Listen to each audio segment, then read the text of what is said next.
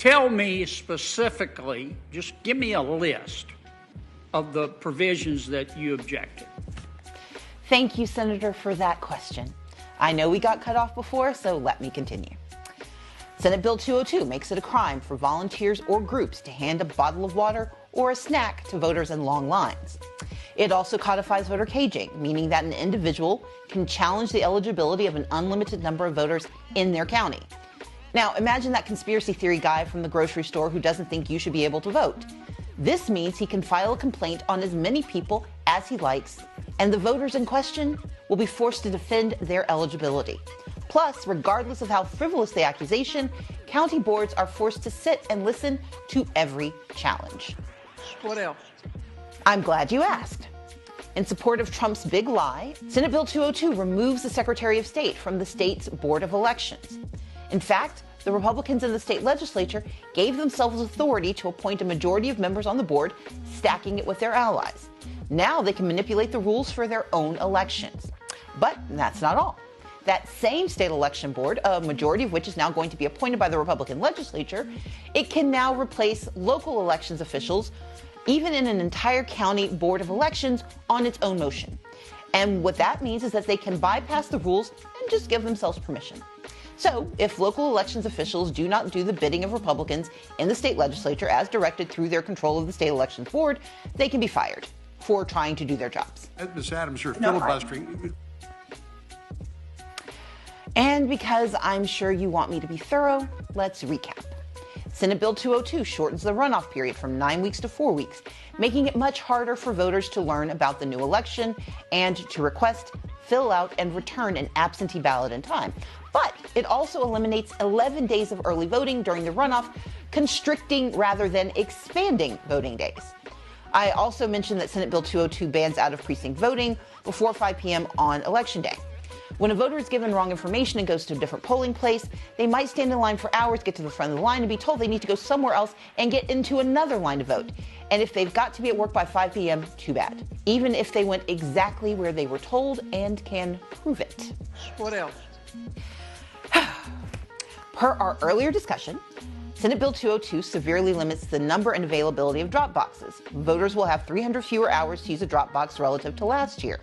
What I didn't mention is that it also limits the number and location of drop boxes, which became very important when the mail stopped running on time. In Fulton County, our largest county, and one that is predominantly African American, the number of drop boxes will be reduced from 38 to 8 for no good reason other than Republicans want to make it harder for people of color to vote. I also received several questions about voter identification. Senate Bill 202 has one of the strictest ID requirements in the country for casting an absentee ballot.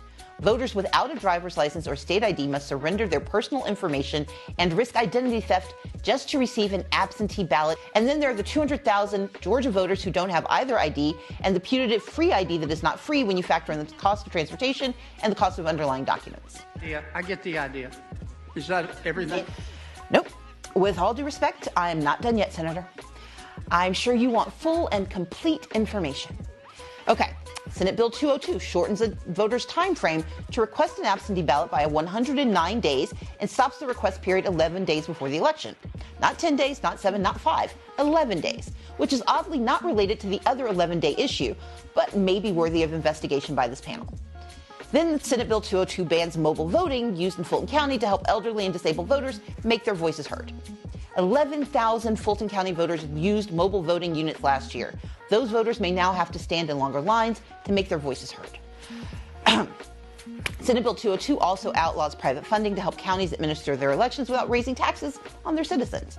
Monies that were given to both parties and counties of every size. Senate Bill 202 also sets a new minimum standard of just 8 hours for early voting. I'm sorry I'm speaking fast, but I don't want you to get impatient. Counties could use that low bar as a justification to restrict hours. And as a rejection of the internet, this one is new.